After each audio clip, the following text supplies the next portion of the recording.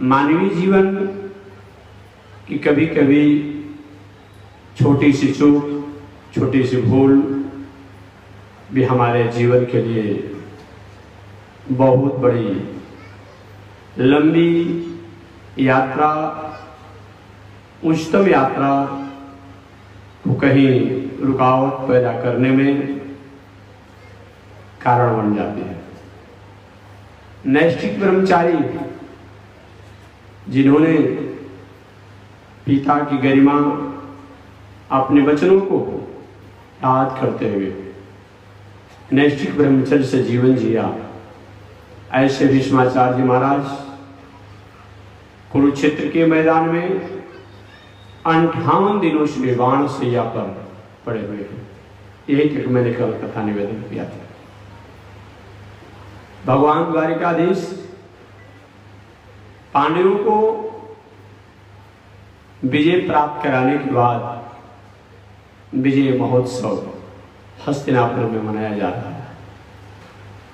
एक दिन अचानक द्वारिकाधीश के मन में उदासी आई। प्रातः काल जो ही धर्मराज युधिष्ठिर जब द्वारिकाधीश के भवन में गए तो देखे कि द्वारिकाधीश रो रहे हैं। धर्मराज युधिष्ठिर को आश्चर्य हुआ, मेरे परिवार के लोग चले गए, कुरुक्षेत्र के मैदान में बहुत से लोग मारे गए, एक बार भी द्वारिकाधीश के नेत्रों पर मैंने अश्रुधारा बहते नहीं देखा।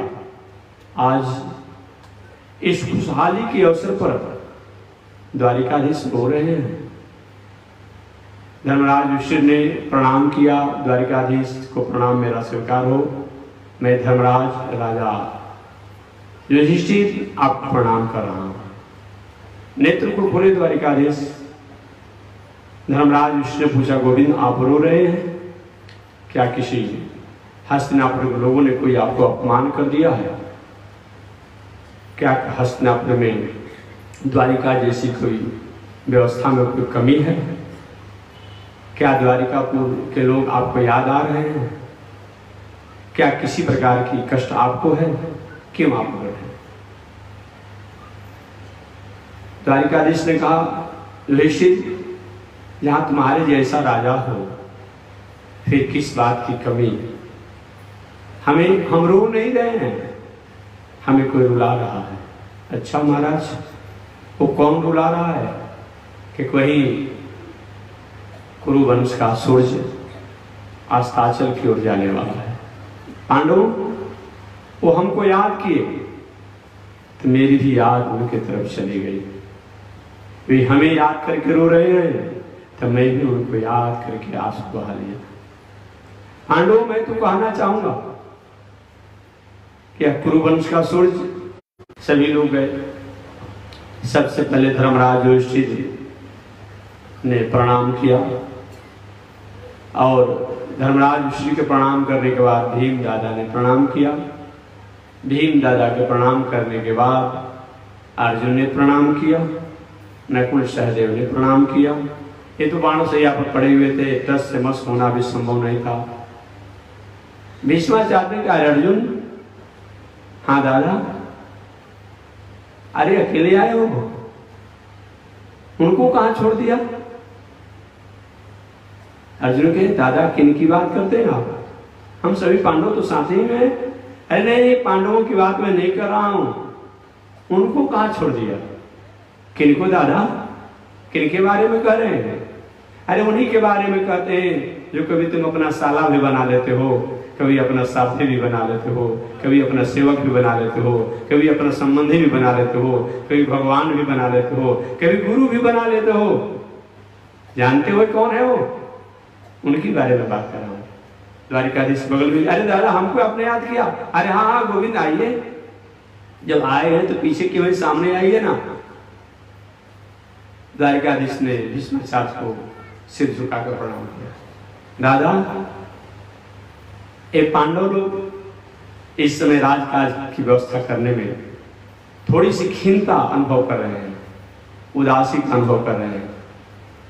धर्मराज युधिष्ठिर के मन में उदासी है, आप थोड़ा सा धर्मनीति, राजनीति, कूटनीति का उपदेश दे दीजिए, क्योंकि आपका हो सकता है उपदेश इन पांडवों पर असर करे। धर्मराज युधिष्ठिर रोने लगे भीष्माचार्य के सामने, दादा मैं कितना बड़ा अभागा हूं, कितना बड़ा पापी हूं कि अपने ही कुल खानदान के लोगों को आज इस बाण से या पर 58 दूर से पड़ा मैं अपने आप देख रहा हूं। मेरे मन में राज की अगर कामना नहीं होती, ऐसा स्थिति नहीं आता। मैं बहुत बड़ा पापी हूं, ऐसे राज लेकर मैं क्या करूंगा? मुझे तो भीख मांग करके अपना जीवन प्रस्थित करना चाहता था। इतना जवाब धर्मराज युधिष्ठिर ने कहा, भीष्माचार्य युधिष्ठिर तुम मेरे दुख के कारण हो, तुम मेरे दुख के कारण हो। एक कैसे तुमने समझ लिया? अपने दुख का कारण मैं ही हूं, तुम मेरे दुख के कारण नहीं। तुम्हारे कारण मैं बाणशैया पर हूं? नहीं नहीं नहीं बेटा, ऐसा तुमने कैसे सोच लिया? नहीं दादा, मेरे मन में अगर राज करने की इच्छा नहीं होती, मुझे राजा बनने की इच्छा नहीं होती, तो संग्राम ही नहीं होता। संग्राम नहीं होता, आप जैसे महापुरुष आज बाणशैया पर कैसे पड़ते? उस समय भीष्माचार्य जी ने एक पौराणिक कथा सुनाई। लेकिन सुनो, इस दुनिया में कोई भी सुख और दुख का दाता नहीं है। अवश्यमेव भोक्तव्यम कृतम कर्म शुभाशुभम। निश्चित रूप में हमारे आपके द्वारा किए हुए कर्मों का फल, चाहे वह शुभ हो या अशुभ हो, उसको हम प्राप्त करते हैं निश्चित रूप में। और भीष्माचार्य ने एक पौराणिक कथा सुनाई। युधिष्ठिर सुनो, प्राचीन काल में एक सती साध्वी स्त्री थी, उसका एकलौता पुत्र था। उसका एकलौता, थोड़ा बेस बाबू कम करो, थोड़ा ना बेस थोड़ा कम करो। उसका एकलौता पुत्र था। वह एकलौता पुत्र के साथ वह सती साध्वी अपने जीवन को जीती थी। अचानक सती साध्वी के एकलौते पुत्र को एक दिन काला नाग ने डस दिया।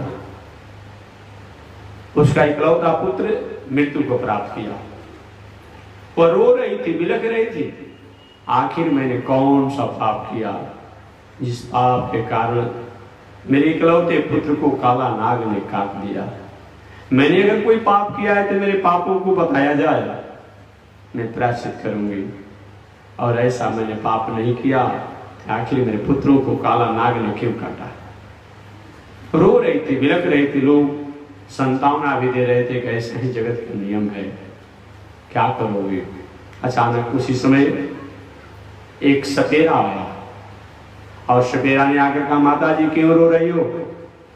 क्योंकि मेरे पुत्र को काला नाग ने काट दिया। उस सपेरा ने उस काले नाग को अपने विद्या द्वारा पकड़ लिया और पकड़ कर कहा, सिर्फ ये बताओ तुमने सती साध्वी के इकलौते पुत्र को क्यों काटा? तुम्हारा इसने क्या बिगाड़ा था? सर्प ने कहा कि मैं किसी को काटता ही नहीं, मैं किसी को काटता नहीं हूं। अच्छा, सपेरा ने कहा तुम्ही ने तो काटा है। लेकिन नहीं, मैं नहीं काटता हूं। काल की जैसी आज्ञा होती है, काल की जैसी प्रेरणा होती है, उसी के अनुसार मैं जीवों को, प्राणियों को काटता हूं। अन्यथा तो मैं रोज सबके साथ ही रहता हूं, कहीं न कहीं बिल में, कहीं न कहीं छिद्र में, कहीं न कहीं मैं हमेशा साथ ही रहता हूं। कहाँ किसी को मैं काटता हूं? लेकिन काल की जब प्रेरणा हो जाती है तो मैं कभी कभी किसी को काट देता हूं। सपेरा ने कहा, ठीक है सर, तुमको भी मैं दंड दूंगा, तुमको छोड़ूंगा नहीं। और काल ने ऐसा क्यों प्रावधान तुमको अपना प्रेरणा दिया, उस काल को भी मैं नहीं छोड़ूंगा। उसी समय काल देव भी आ गए। ए सपेरा, हमारे पर तुम क्यों नाराज हो? मैंने तुम्हारा क्या बिगाड़ा है? सपेरा ने कहा, आपने सर्प को क्यों प्रेरणा दिया काटने के लिए? सती साध्वी के एकलौता पुत्र ने क्या बिगाड़ा था? इस सर्प का क्यों आपने प्रेरणा दिया? काल ने कहा, मैं किसी को प्रेरणा नहीं देता हूं, मैं किसी को प्रेरणा नहीं देता हूं। मैं प्राणियों के साथ रोज गुजरते रहता हूं।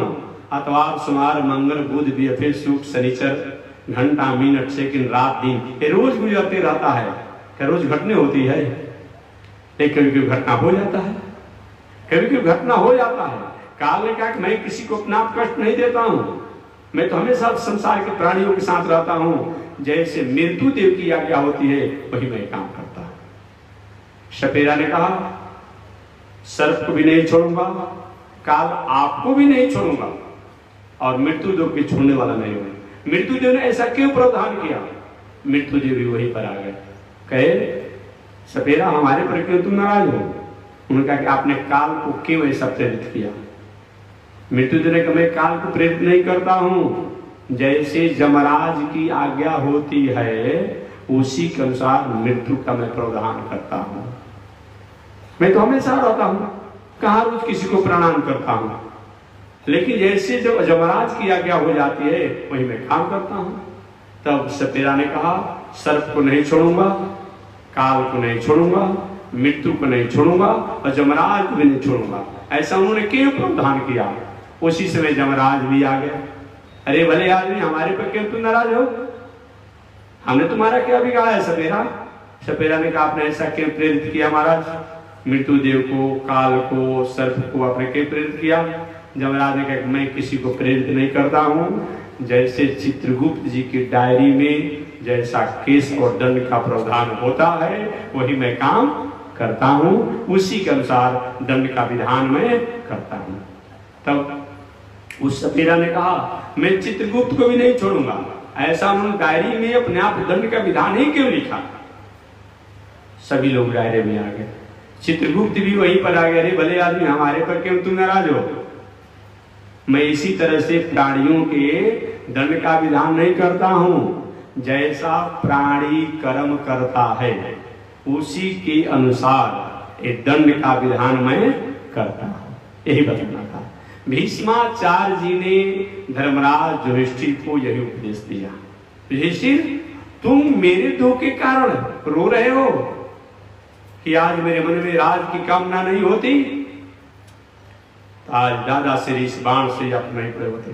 तुम मेरे दुख का कारण नहीं हो, मैं अपने दुख का कारण अपने ही हूं।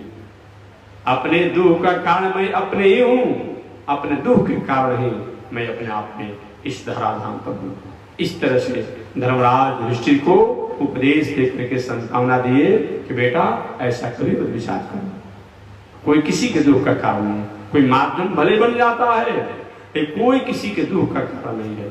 चाहे रोग हो, दुख हो, सुख हो, शत्रु हो, कोई किसी द्वारा दुख जो प्राप्त होता है अपने किए कर्मों के अनुसार ही प्राप्त होता है।